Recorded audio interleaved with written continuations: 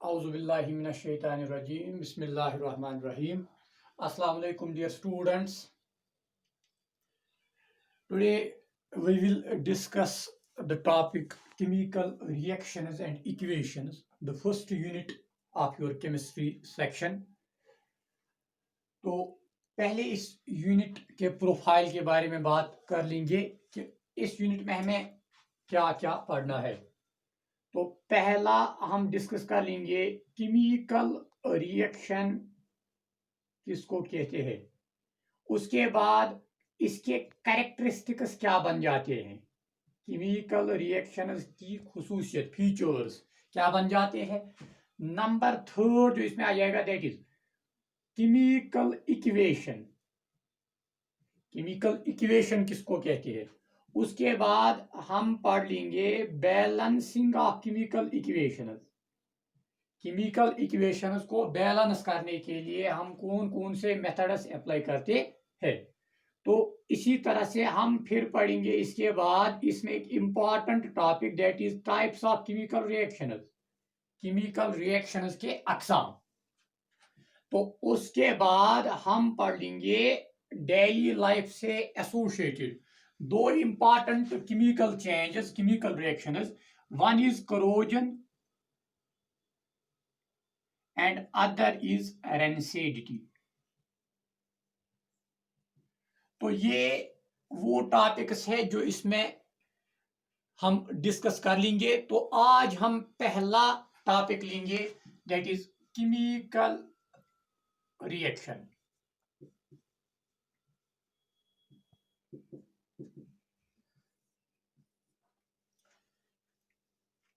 अपने पिछले क्लासेस में आपने फिजिकल और केमिकल चेंजेस के बारे में पढ़ा होगा।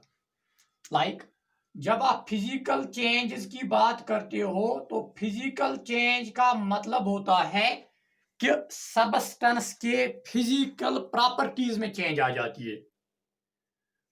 लाइक एक सिंपल सी एग्जांपल ये है, आईएस को हीट अप करके लिक्विड यानी वाटर बनाया जाता है, यानी it was in solid state, now it change into liquid state. तो it is the change in physical property. Now if we will cool it back it will change into ice.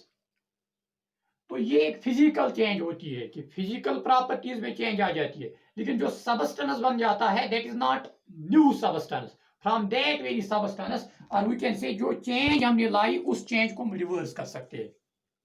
तो ये हुई physical change. इसके बाद change chemical भी हो सकती है। तो केमिकल चेंज में न्यू सबस्टेंसेस बन जाते हैं। अब इसमें फिजिकल प्रॉपर्टीज में चेंज नहीं आती है, इसमें चेंजेस जो आती है नए सबस्टेंसेस बन जाते हैं और उन नए सबस्टेंसेस से हम ओरिजिनल सबस्टेंस वापस हासिल नहीं कर सकते।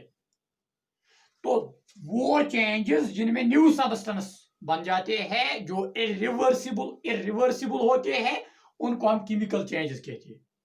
तो यही केमिकल चेंजेस जो होती है ये एसोसिएट होती है विद द केमिकल रिएक्शंस।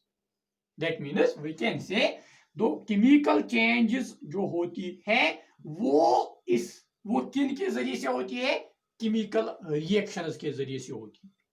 तो केमिकल रिएक्शंस अब क्या होती है, ये वो प्रोसेसेस होती है जिनमें नए सबस्टेंसेस बन जाते हैं और इनमें एटॉमिक अरेंजमेंट होता है, making and breaking of bonds होता है। तो वो प्रोसेसेस, इनको हम ऐसे लिखेंगे द प्रोसेसेस। तो वो प्रोसेसेस जिनमें न्यू सबस्टेंसेस बन जाते हैं और न्यू सबस्टेंसेस की जो प्रॉपर्टीज होती है they are different, they are not similar to that from which they are formed. तो इसमें क्या क्या स्टेप्स इन्वॉल्व होते हैं तो वो देख लीजिए। Number first, it involves rearrangement of atoms. It involves rearrangement of atoms. यानी उसका मतलब ये हुआ जो एटम्स है, एटम्स वही रह जाएंगे, एक एटम से दूसरा एटम नहीं बन जाएगा, दूसरे किस्म का एटम नहीं, बल्कि रीअरेंजमेंट हो जाएगा। अभी हम देख लेंगे एक एग्जांपल के साथ। तो इसी तरह से इसमें making and breaking of bonds होता है।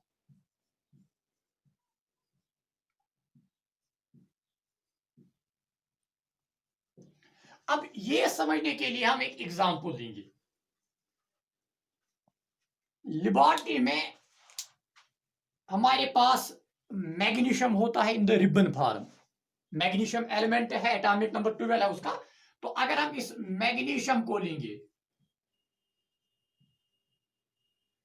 तो इसको बर्न कर लेंगे इन प्रेजेंस ऑफ ऑक्सीजन, यानी हम मैग्नीशियम को जलाएंगे, we will burn the magnesium.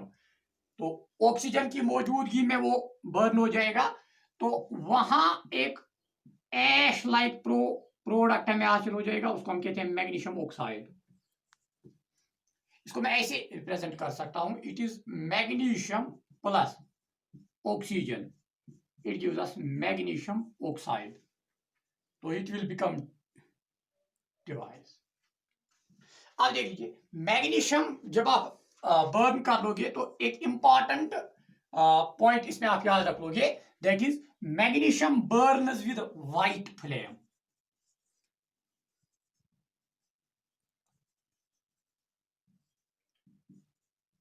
जब भी आप मैग्नीशियम देख लेंगे लेबोरेटरी में, फिर जब वो बर्न हो जाएगा, दैट गिव्स व्हाइट फ्लेम।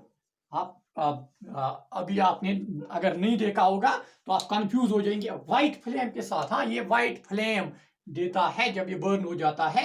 तो यही मैग्नीशियम मेटल की सूरत में था, सॉलिड था, तो अब ऑक्सीजन गैसियस है।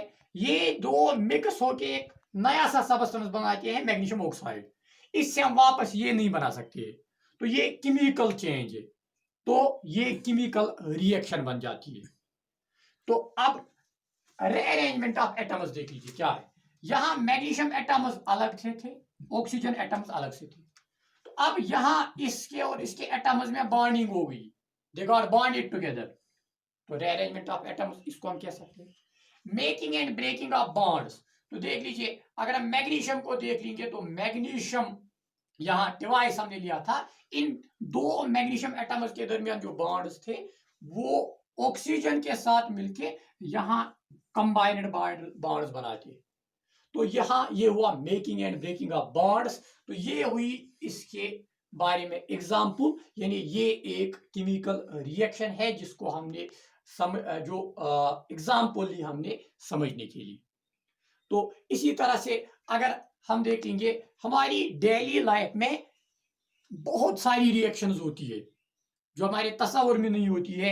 We are not aware of those very reactions, लेकिन रिएक्शंस तब भी होती रहती है। लाइक जब हम बर्निंग ऑफ कैंडल देखते हैं,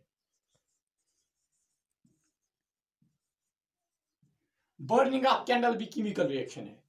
तो इसी तरह से हमने गुजा खाया तो उसकी digestion, that means digestion of food, तो ये भी एक केमिकल चेंज है। इसी तरह से हम कुकिंग करते हैं, कुकिंग ऑफ फूड, तो ये भी केमिकल चेंज बन जाती है, केमिकल रिएक्शन बन जाती है। तो इसी तरह से हमारी बॉडी में एक इंपॉर्टेंट प्रोसेस होती है, दैट इज रेस्पायरेशन। तो ये रेस्पायरेशन भी जो है, it is also a chemical reaction.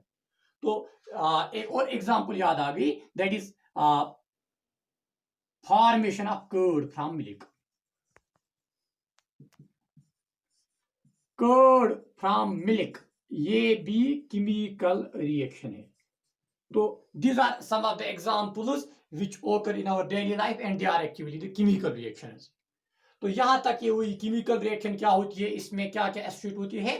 तो एग्जांपल, एक और पॉइंट याद रखिए, यहां हमने रिएक्शन जो देख ली कि ये सबस्टेंस मिलके ये एक सबस्टेंस बनाती है। तो these very substances which first take part, उनको हम रिएक्टेंट्स कहते हैं। और वो सबस्टेंस जो आखिर पे फाइनली हमें हासिल हो जाते हैं उनको हम प्रोडक्ट्स कहते हैं। तो इसमें पहले वो सबस्टेंस विच रिएक्ट ईच अदर, विच रिएक्ट, तो उनको हम रिएक्टेंट्स कहते हैं। तो फाइनल सब्सटेंसेस जो बन जाते हैं उनको हम प्रोडक्ट्स कहते हैं।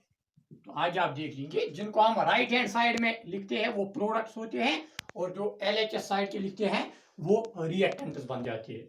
तो यहां तक ये हुई केमिकल रिएक्शन के बारे में। अब हम नेक्स्ट इसका हिस्सा लेंगे, that is characteristics of chemical reaction, क्या होती हैं, व्हाट आर इट्स कैरेक्टरिस्टिक्स। अब हम इसका नेक्स्ट हिस्सा लेंगे, that is characteristics of chemical reaction. जब भी एक केमिकल रिएक्शन होगी तो हम कुछ कैरेक्टरिस्टिक्स देख के, फील का, महसूस करके कह सकते हैं कि केमिकल रिएक्शन हो गई। तो वो कौन कौन से कैरेक्टरिस्टिक्स है जो एसोसिएट है विद द केमिकल रिएक्शंस। तो number 1, evolution of gas.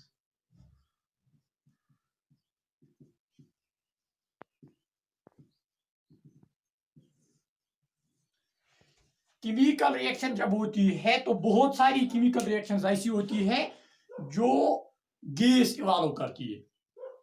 Like अगर हम एग्जांपल लेंगे या आगे आप पढ़ भी लेंगे, अगर हम metal zinc granules in the form of granules होती है लेबोरेटरी में, तो सल्फ्यूरिक एसिड के साथ मिलाएंगे, H2SO4 सल्फ्यूरिक एसिड के साथ मिलाएंगे, तो वहां एक प्रोडक्ट साल्ट बन जाएगा, इट इज जिंक सल्फेट। तो और इवॉल्व होगा हाइड्रोजन गैस। तो ये रिएक्शन हम ऐसे करते हैं कि अगर हम एक कोनिकल फ्लास्क लेंगे,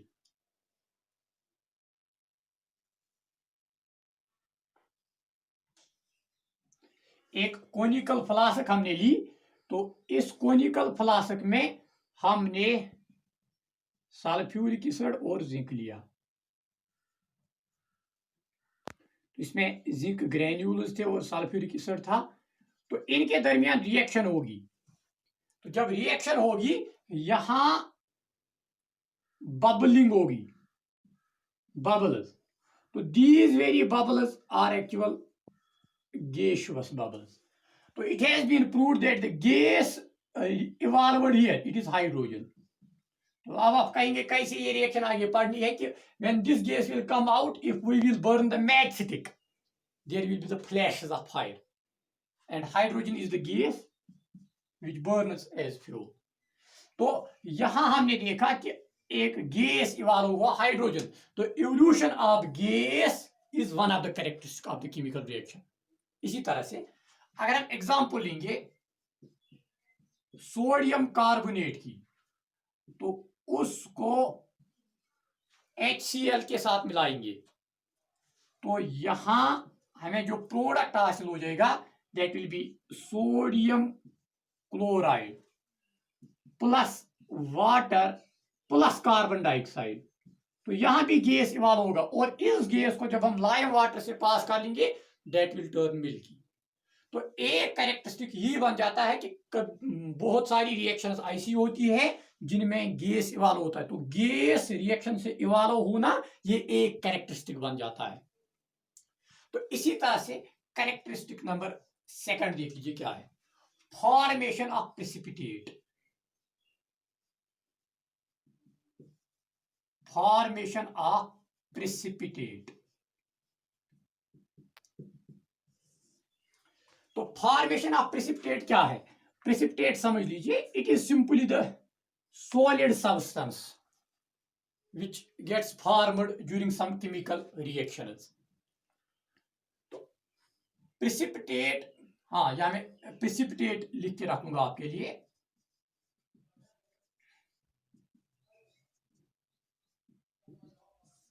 सॉलिड सब्सटेंस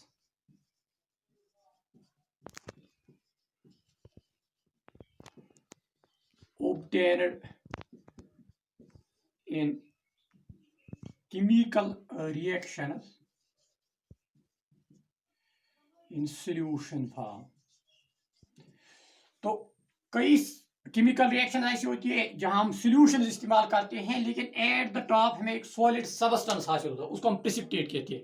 आम जबान में आप इसको समझ सकते हो ऐसे, जैसे जब हम कर्ड हासिल कर, जब हम बटर हासिल करते हैं मिल्क से, तो वहां जब हम सेंट्रीफ्यूज में उसको रखते हैं, तो at the top the butter obtained it is actually precipitate. तो इसी तरह बहुत सारी रिएक्शंस ऐसी होती है जहां प्रेसिपिटेट बन जाता है। तो इसमें एक फेमस एग्जांपल आप याद रख लीजिए, पोटेशियम आयोडाइड। पोटेशियम आयोडाइड को जब हम लेड नाइट्रेट के साथ रिएक्ट करते हैं, तो यहां जो प्रोडक्ट बन जाता है that is lead iodide plus potassium nitrate. तो ये लेड आयोडाइड जो होता है it is yellowish precipitate, yellow in colour. तो ये प्रेसिपिटेट यहां बन जाता है। तो formation of precipitate in various reactions act as one of the characteristic of the chemical reaction. तो ये हुआ कैरेक्टरिस्टिक नंबर सेकंड। अब इसी तरह से कैरेक्टरिस्टिक नंबर थर्ड देख लीजिए। Number third characteristic, change in state.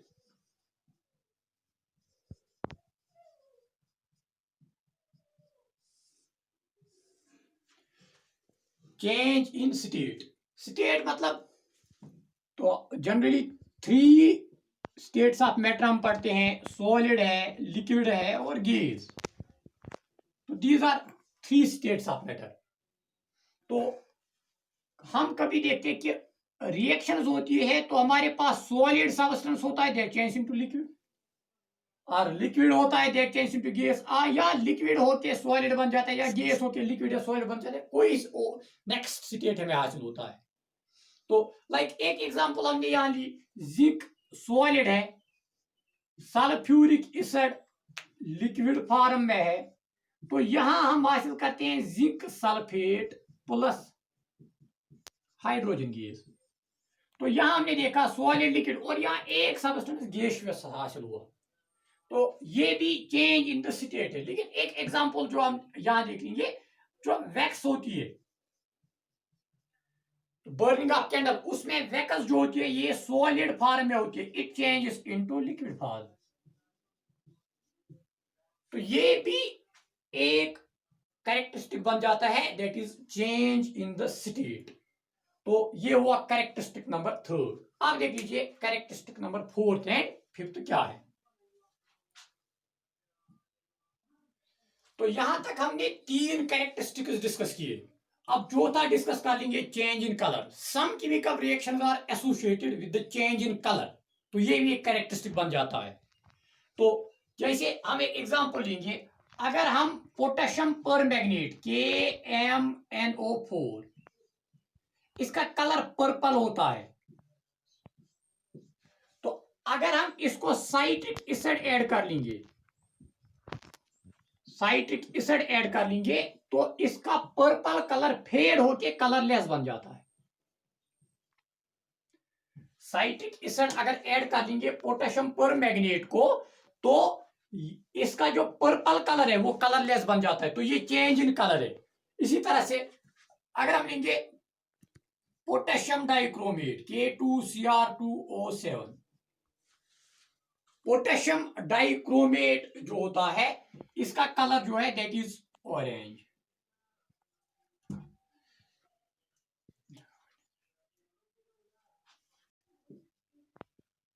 तो अगर हम एसिडिफाइड पोटेशियम डाइक्रोमेट लेंगे, इसका कलर ऑरेंज होता है।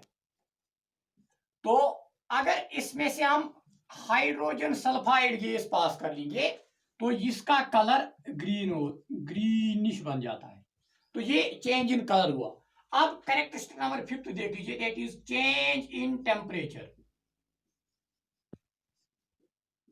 चेंज इन टेम्परेचर, तो केमिकल रिएक्शन एसोसिएट होती है, टेम्परेचर चेंज हो जाता है इनमें। तो लाइक एक एग्जांपल हमने ये अभी पढ़ी, जिंक को अगर हम सल्फ्यूरिक एसिड के साथ रिएक्ट कर लेंगे तो जिंक सल्फेट बन जाता है और हाइड्रोजन गैस इवॉल्व होता है। तो अगर इस रिएक्शन में आप बीकर जो इस्तेमाल कर लेंगे, उसकी बॉडी को फिर टच कर लेंगे रिएक्शन होने के बाद, तो you will see that the beaker has got heated up. तो इसमें हीट इवॉल्व होती है,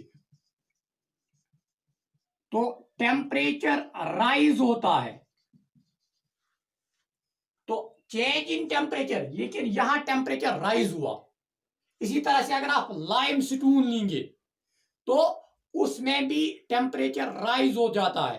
तो ये एक रिएक्शन बन जाती है जिसमें टेम्परेचर राइज होता है। तो वो रिएक्शन जिसमें टेम्परेचर राइज होता है उनको हम एक्सोथर्मिक रिएक्शंस कहते हैं।